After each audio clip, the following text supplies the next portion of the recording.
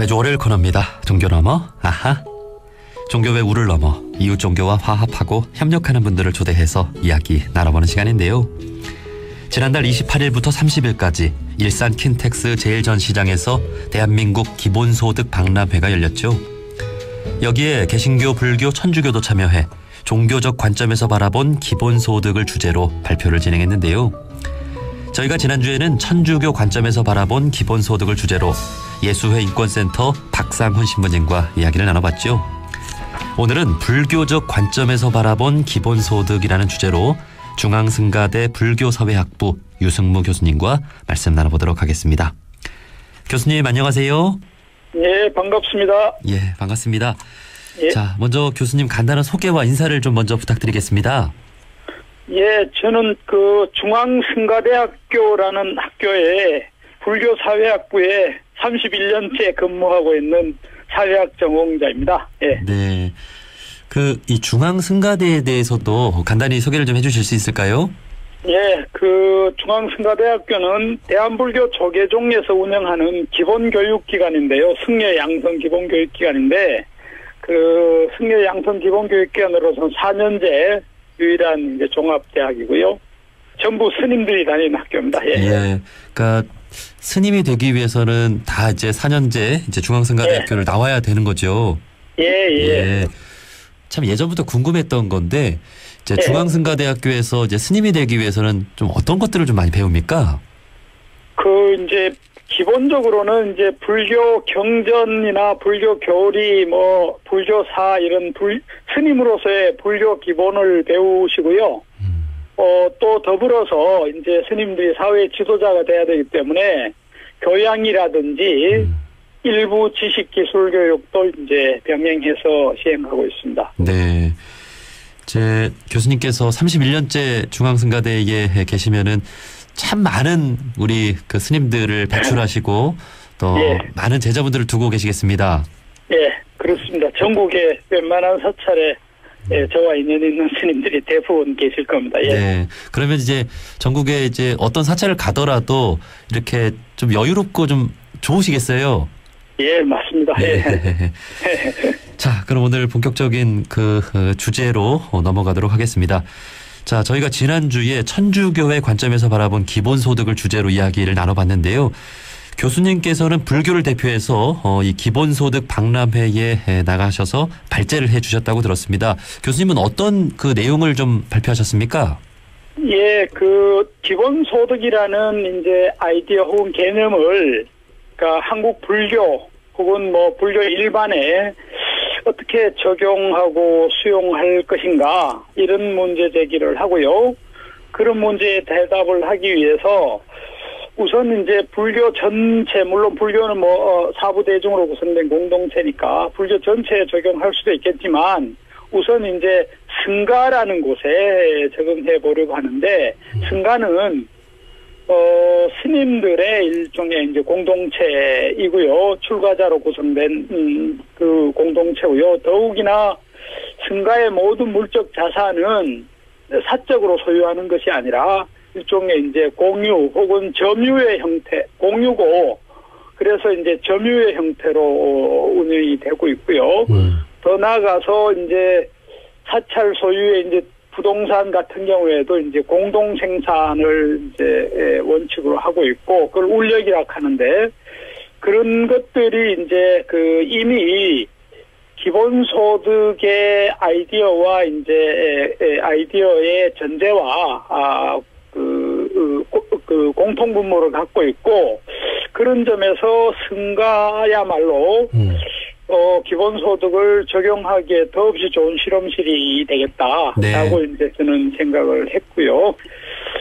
다만 이제 그런데 이게 기본소득이라는 것, 인컴이라는 것 자체가 사적 소유를 전제하고 있는 그 소득 개념이기 때문에 저는 승가에 적용할 때는 그 개념을 기본소득이라는 개념이나 표현보다는 이걸 불교적 용어 기본 수행권, 그러니까 보장이라는 개념으로 좀 불교식으로 좀 정화를 해서 개념을 사용하는 게 좋겠다라고 이제 주장을 했고요. 네. 왜 굳이 수행권 보장이라고 해야 되냐면, 아까처럼 승가라는 곳은 이제 수행자들의 공동체 혹은 출가자들의 공동체이고, 출가자들의 경우에 이 밥보다는 법, 다르마, 그러니까 물질적 측면보다는 우선 이제 마음 공부, 이게 이제 스님들에는 훨씬 더 중요한, 심지어 소득의 원천이기도 하다. 그다음에 수익이라는 이제 경제적 수익만이 아니라 실제로 우리가 그걸 이익이라고 표현한다면 본인한테도 수행이 더 중요하지 물질적 이득이 더 중요하지 않는 게 출가자의 삶이기 때문에 수행을 누구나 다 수행에만 전념하고 편안하게 수행을 안정적으로 보장해 주는 것이 이를테면 물질적 지원을 얼마 해주는 것보다는 훨씬 더 중요하다, 이런 생각이 좀 있었고요. 네. 더욱더 이제 현실적으로는, 그럼에도 불구하고 현실적으로는 이제 오늘날 승가도 저는 다른 종교 경우에도 좀 영향이 있을 거라고 생각하는데, 이 소비 환경이 워낙 자본주의 환경이다 보니까 내부에 이제 이런저런 불평등 현상이라든지 이런 현상들이 또 발생할 수밖에 없는데, 수행권이 보장이 이제 되면 그런 걸로 인한 문제들은 이제 해결될 수 있다, 이런 생각이 좀 있었고요. 네. 그래서 저는 이제 승가형 기본소득 개념으로 이제 기본 수행권 보장이 더 이제 적합하겠다, 이렇게 이제 생각을 했습니다. 예. 네. 자, 긴 말씀을 해주셨는데 간단히 정리를 해보자면, 이제 한국 사회의 기본소득을 실현하기 전에 이제 불교 공동체, 즉 네. 승가에 먼저 적용을 해보자라고 제안을 네. 하신 건데요. 그러니까 스님들의 출가의 목적은 수행이죠. 그러니까 네. 이 기본 수행권을 보장하기 위해 기본소득이 필요하다라고 그렇죠. 이렇게 비유를 해주신 것 같습니다. 예. 그런데 이제 천주교 신부님들이나 원불교 교무님들은 그 소정 급여를 좀 받고 있는데, 불교에서는 그런 소득의 개념이 없습니까? 예, 없습니다. 없고요. 최근에 사실 이 기본소득 이런 개념과 무관하게 일부 교구에서, 예컨대 해인사라든지 용주사 경우 일부 이제 그러니까 이제 수자 스님들, 수행만 하는 스님들한테 월 보시금 형태로 이제 지급하는 교구들이 조금 있어요. 그런데 제도적으로 이렇게 아까 원불교 교무님이나 천주교 신부님들처럼 소정의 급여를 제도적으로 이렇게 제공하지는 않습니다. 예. 그러면은 지금 해주신 제안은 이제 천주교나 원불교적인 관점에서 또 생각해 볼 수 있는 부분이 되겠네요.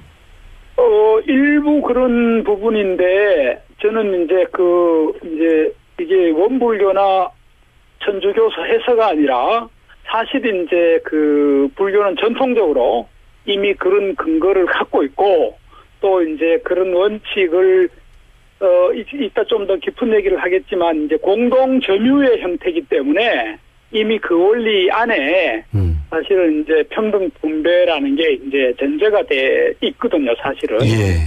예.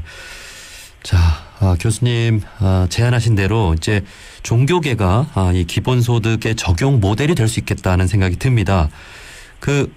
지금 말씀해 주신 대로 불교에 그런 기본소득의 개념이 있다라고 말씀을 해주셨는데, 불교의 오랜 역사를 돌아보면 이 승가 공동체에서 기본소득의 개념을 좀 적용해 본 일도 찾아볼 수 있을까요?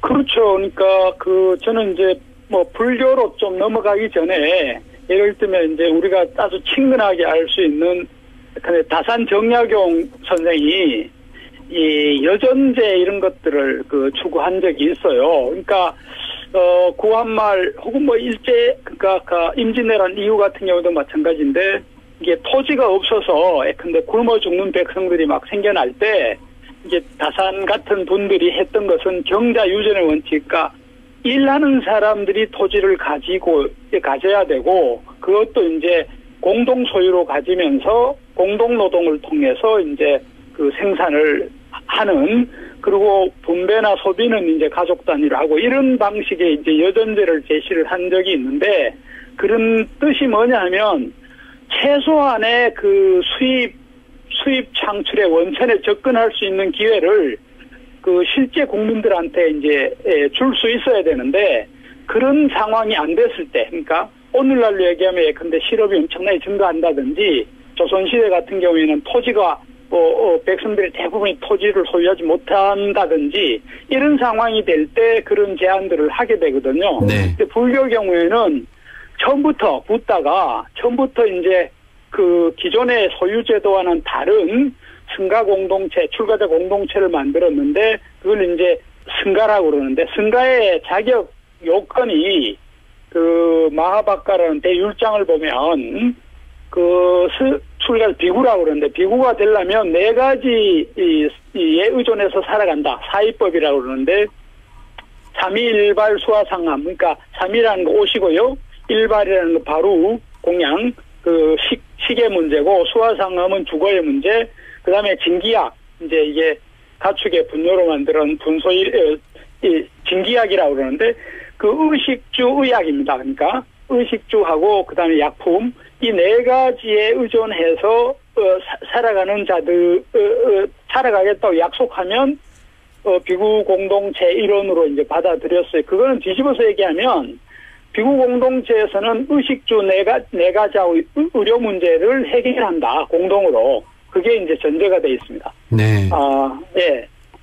그게 출발이 그랬었고요. 또 이제 사분율 같은 걸 보면 심지어 제가자들한테도 수입을 4등분해서 써라. 그러니까 4분의 1은 소비하고 4분의 2, 2분의 1입니다. 1분의 1은 재투자를 하고 그다음에 나머지 4분의 1을 저축, 저축을 해라. 그런 얘기를 하는데 그 전제는 뭐냐면 모든 그 사회 구성원들 누구나 다가 일정 정도 수입원이 보장돼 있어야 된다라는 전제거든요. 오늘날로 얘기하면 이제 완전고용, 완전고용이 전제가 되는 조건 하에서 이 4분율이 이제 적용되는 거예요. 그렇게 본다면 불교는 기본적으로 누구나 다 최소 수입은 최소 생계는 기본적으로 보장되는 사회.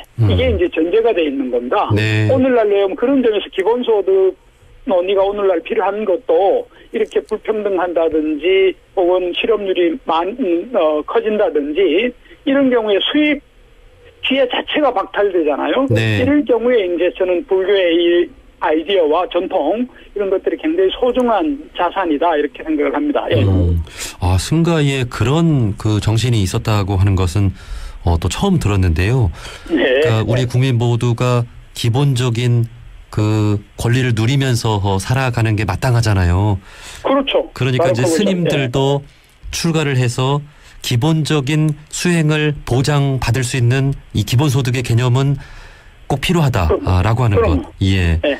저는 지금 이제 스님들은 최소한의 기본소득은 좀 이렇게 있는 줄 알았는데 그게 아니었군요. 예. 자, 그렇다면은 이 승가 사회, 즉 이 승가 공동체에서 기본소득 죄송합니다. 예. 이 기본소득이 적용되고 이제 기본수행권 보장 제도가 적용이 된다면 앞으로 스님들도 여유 있게 좀 편안하게 얼마든지 또 수행을 할 수 있고 또 원하는 바를 이룰 수 있겠다는 그런 기대가 됩니다. 이 부분에 대해서 이제 교수님께서는 이 실현 가능성은 좀 어떻게 보고 계신가요? 예, 이제 아까처럼 이제 승가에서는 기본적으로 의식주 문제라든지 그 의료 문제 정도까지는 절에서 다 이제 공동으로 해결하는 그런 공동체인데 다만 아까처럼 이제 지금 제도적으로 원불교나 이제 천주교처럼 이제 월급의 형태로 일정액을 고정적으로 받지는 않거든요. 예. 그렇기 때문에 생활에 필요한 수입들을 주로 이제 뭐 주지라든 소위 이제 소임이라고 그러는데 주지 소임부터 시작해서 사찰의 소임을 통해서 이제 해결하는 그런 방식인데 그러다 보니까 이제 그 수행을 할 수 있는 시간과 뭐 에너지와 이런 것들을 많이 뺏기게 되는 거예요, 자연스럽게. 예. 그래서 이제 안정적으로 수행을 하고 싶어도 주지를 해야 된다든지 이런저런 소임을 해야 된다든지 이러다 보니까 실제로 이제 이상과는 달리 수행을 안정적으로 할 수 있는 이런 시간이나 여유가 보장되지 않는다는 거죠. 그래서 저는 수행권을 기본적으로 이렇게 보장을 해주면 언제든지 수행이 필요할 때 그런 소임과 무관하게 그 소임으로부터 혹은 합배로부터 자유롭게 수행에 전념할 수 있는 이런 이제 게 가능하고, 그렇게 되면 아무래도 이제 수행 문화가 정착을 하고 더 나아가서 이제 자본주의화되는 그런 불평등 현상이라든지 뭐 이런 것들도 좀 해소를 하고 이런 이제 효과들이 있다. 거기다가 아까처럼 불교의 그 전통적인 화합의 공동체, 이 공동체 문화도 살려가고 이런 장점들이 있고요. 그래서 다만 이제 이게 가능한 것은 사실은 이제 그 승가의 원래 원리, 그러니까 이 점유의 원리들, 점유라는 게 이제 소유가 아니거든요. 그래서 점유하고 있는 곳에서 그 일종의 오늘날 얘기하면 점유세 같은 것들을 이제 빼는 거죠.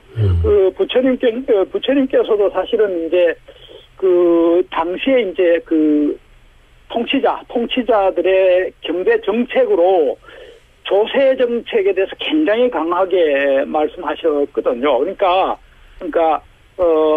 조세를 통해서 이렇게 아까 가난한 자, 적빈의 문제 이런 것들을 해결을 해야 된다. 그런 게 이제 그래야 또 공동체라든지 사회 약자와 강자, 그다음에 뭐 노인과 젊은층들 이런 이제 화합이 이제 이루어진다 이런 얘기를 그 처음부터 했었고, 그런 것들을 이제 오늘날 현실에 저는 응용만 하면 그러니까 교리적 정당성은 충분하다. 그다음에 그 물적 정당성도 사실 한국 불교가 부동산을 비롯해서 이렇게 물적 자산은 충분하거든요.